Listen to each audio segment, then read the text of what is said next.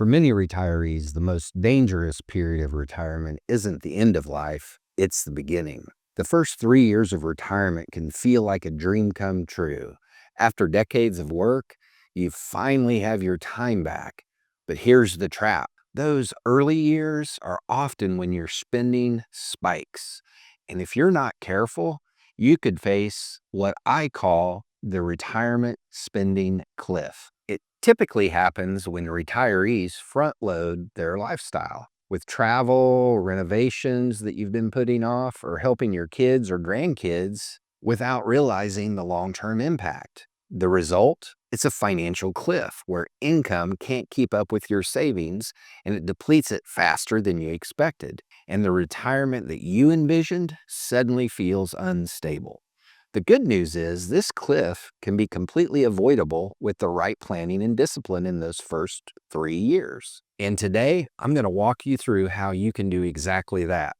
Hello, I'm Scott Norse, an investment advisor with Royal Fund Management and the owner of Nexus Financial Group.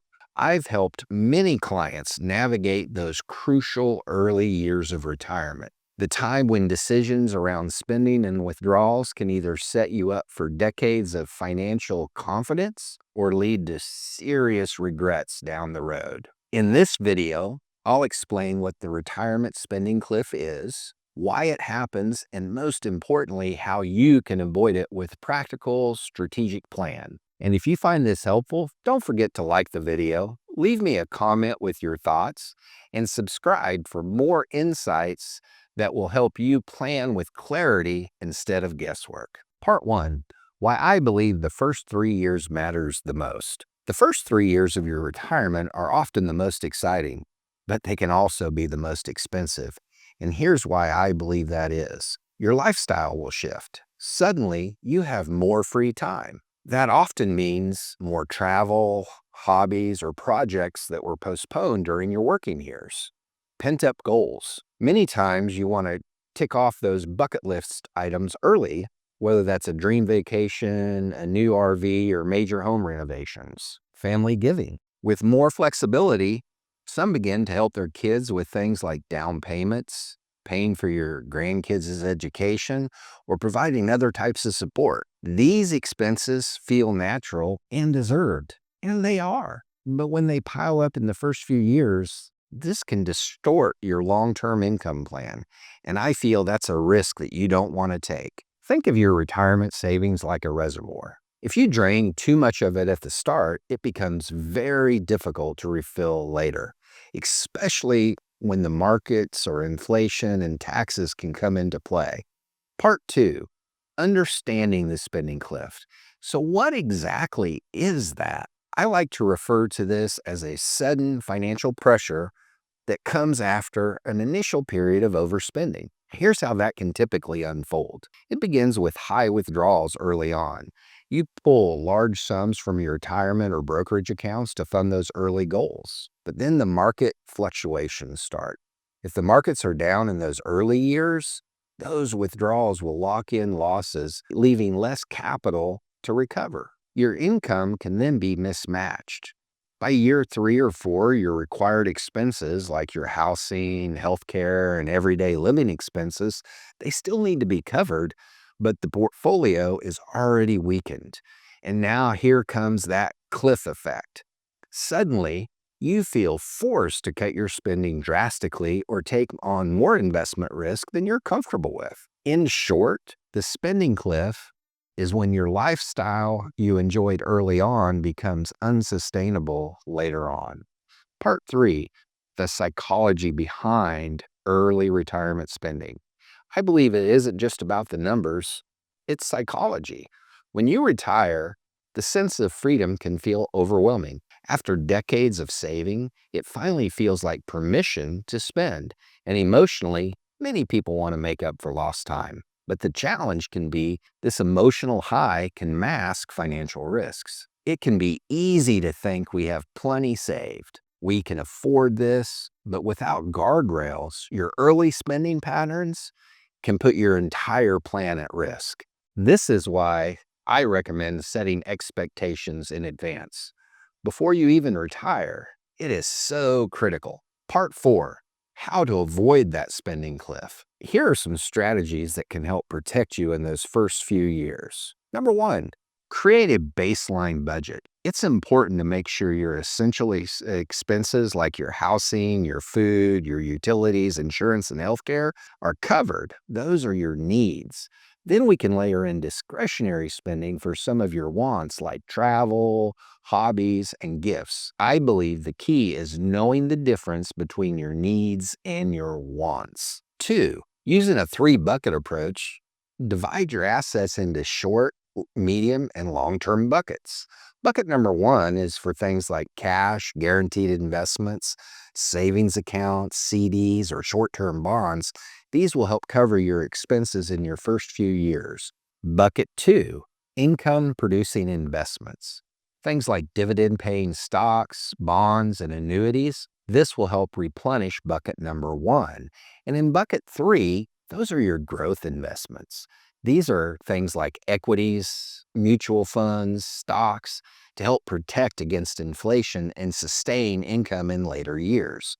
This helps ensure early withdrawals don't force you to sell growth assets at the wrong time. Number three, set a safe withdrawal rate. Instead of pulling out large sums, plan for a sustainable percentage. This can be in the 3 to 4% range, just depending on your situation, though. Number four, plan your big expenses. Spread your major expenses like your dream vacation, major renovations, or large gifts over 5 to 10 years rather than concentrating them in the early years. Number five is stress test your plan. Work with an advisor to run your what if scenarios. What if the markets drop right out of the gate? What if inflation runs higher than expected? What if healthcare costs are higher than expected? By testing your plan, you'll know how much early spending is safe. Part five, let me give you an example. Imagine that a couple retiring at age 65 with 1.2 million saved, and they expect to receive about 40,000 a year combined in Social Security income, and their annual spending target is 80,000. That means they need $40,000 a year from their savings. And if they stick to that plan, their portfolio has a strong chance of lasting 25 to 30 years or more, especially with a balanced investment approach. But here's where the cliff shows up. Suppose they withdraw an extra 100,000 in year one for a renovation and then 50,000 in year two for extended travel. In just 2 years, they've pulled 150,000 more than they planned. And if the market also goes down in this time, their portfolio can shrink below $1 million. Now, instead of drawing 3 or 4% annually, they're pulling closer to 5 to 6%. Now, that might work for a while, but by year 8 to 10, that pressure mounts and they're either going to have to cut back dramatically or risk of running out of money too soon. And that's what I refer to as the cliff in action. Part six, the role of taxes in early spending. Another overlooked piece is taxation. Large withdrawals from your retirement accounts in those first few years can push your retirement income into higher tax bracket.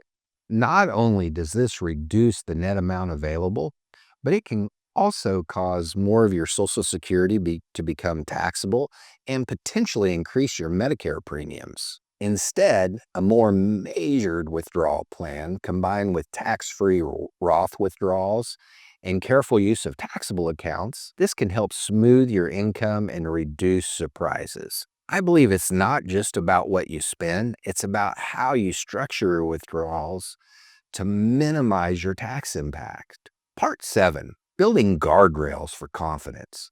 Avoiding that cliff doesn't mean living restrictively. I refer to it as building guardrails that give you freedom without regret. Some practical guardrails include things like setting a maximum annual withdrawal limit in advance, reevaluating your spending plan every year, keeping a separate fund for travel or hobbies, just so lifestyle spending doesn't creep into your essentials, automating your monthly withdrawals so spending feels more like a steady paycheck rather than just lump sums. When you have these structures in place, you can enjoy retirement confidently, knowing your plan is sustainable. As I said earlier, I believe the first 3 years of retirement are some of the most exciting, but also some of the most critical. By avoiding the spending cliff, you give yourself the best chance of enjoying not just the early years, but every year that follows.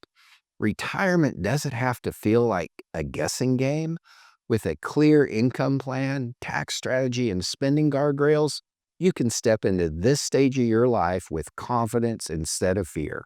Book a call with me using the link in the description below if you'd like to stress test your own retirement plan and make sure you're protected against that spending cliff. Because I believe retirement is a process, not an event. And it isn't just about starting strong, it's about finishing strong too.